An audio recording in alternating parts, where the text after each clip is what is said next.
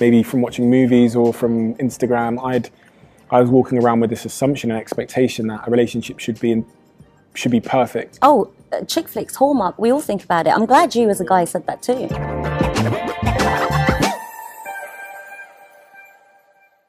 So if in the world of entrepreneurship or motivation or even scrolling across Instagram or social media, this man needs no introduction, but I'm going to introduce him anyway. Steven Bartlett, welcome to the show. How is life treating you?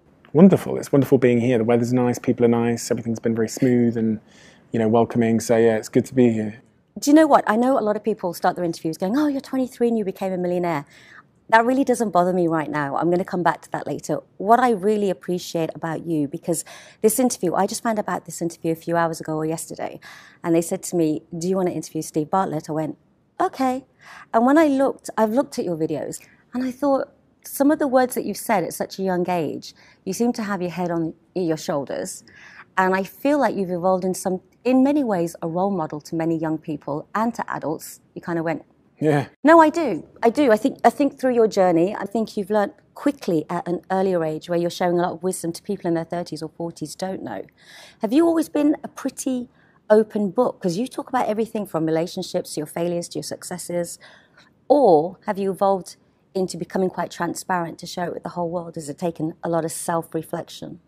I definitely evolved into it, I think. I think it's an experiment I conducted, which is the experiment of like what happens if you speak openly and honestly about what you think and feel, and like what's the net consequence to you and others. And the experiment started with maybe 7 or 8 years ago when I started doing like personal brand related stuff, and then with the podcast. And that experiment has been a net positive to myself. It's like freeing to live a life which is very aligned with who you are, and for there to really not be another version of you. Yeah. So like on camera, off camera, it's the same person, it's the same beliefs, it's the same values.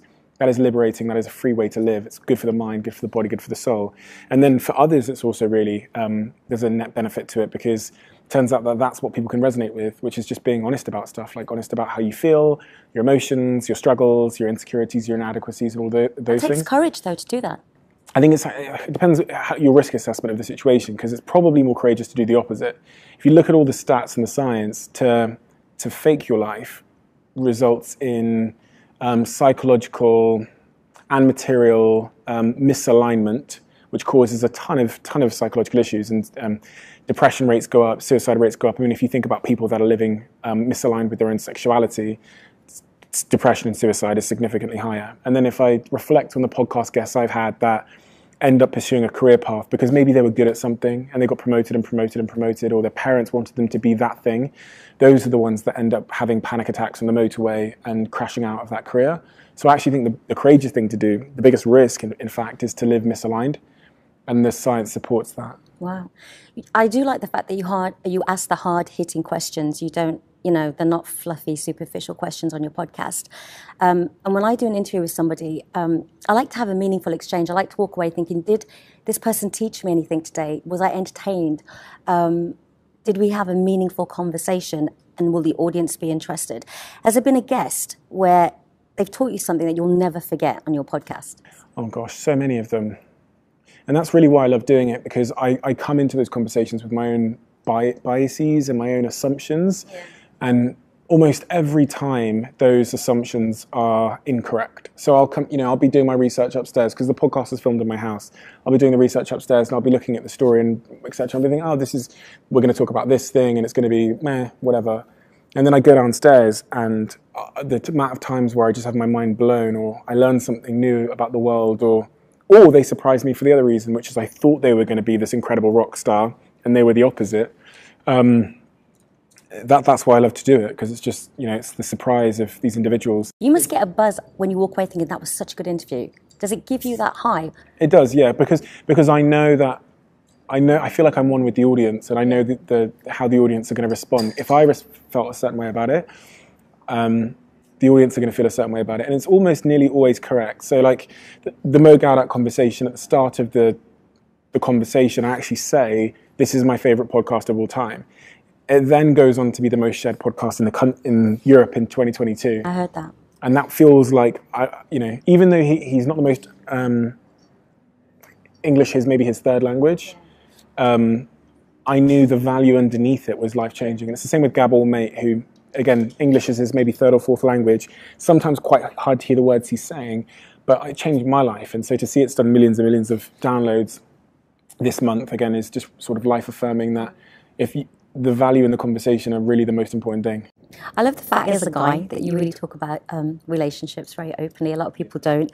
And how you sabotage them, your ego's got in the way, or you've attracted the wrong people.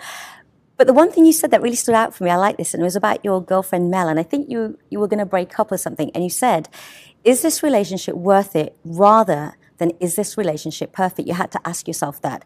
So I want to know where you are today with Mel. How did you know that this relationship was worth it, even if it wasn't perfect? It goes back, I think a point of this goes back to what I said about expectations. Like, so when you have really unhealthy relationships, you go through life examining the perfection of everything, and including your relationships, and that's a bar that you'll never meet. So if you don't meet the bar, you end up in dissatisfaction and disappointment. And I think somewhere, maybe from watching movies or from Instagram, I was walking around with this assumption and expectation that a relationship should be perfect. Oh, chick flicks, Hallmark, we all think about it. I'm glad you as a guy said that too. Yeah, and so when mine fell below that expectation, or we encountered our first problem, I thought that this relationship must not be right, because it wasn't perfect. So I threw the relationship away.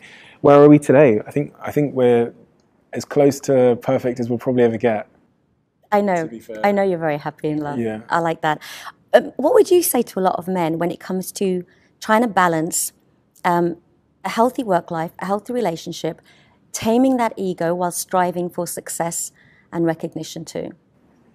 I think the center point of your influence, the center point of the world, the center point of everything is just like your relationship with yourself.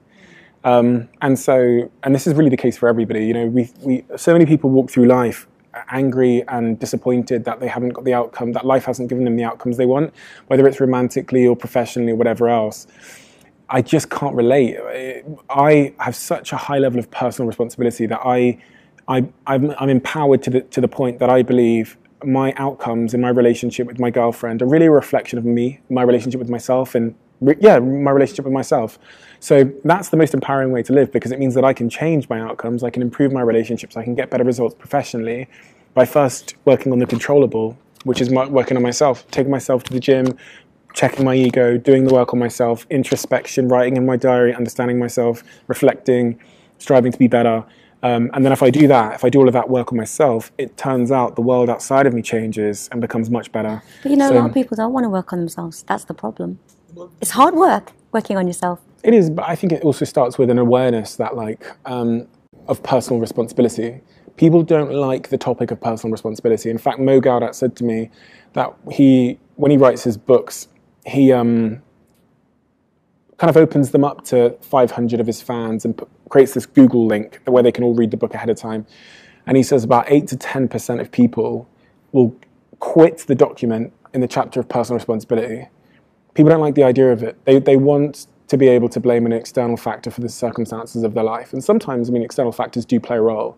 But what an disempowered way to live, to think that you're a puppet and that there's this puppet master who you can have no influence over. So I've always just defaulted to really believing that I can control my outcomes. This goes back to what I said about self-belief on stage and believing I could go to the moon.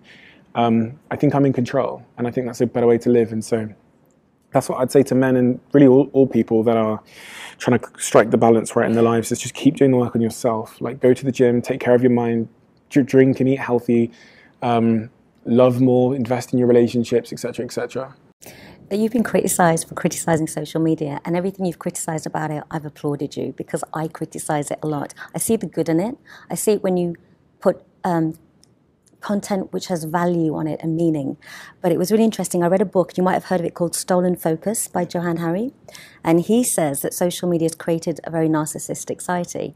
And a few weeks ago, I was lucky to have Deepak Chopra. He was here in Sharjah. Yeah. And he said, too many people have sacrificed themselves for their selfies. And I really like that, because he was dealing with a lot of teens who were dealing with mental health and body issues.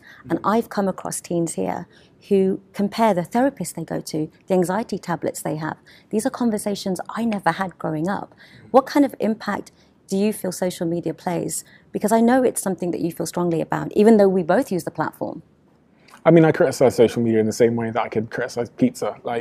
anything in overconsumption, anything used mindlessly, is probably going to have a negative impact on you. And that's one of the things about social media. The use of it is very unintentional and unconscious. Yeah. So, when things are unconscious and there's not enough intentionality about them, they end up in unproductive outcomes, which is what we're talking about, which is a decay of one's self-esteem.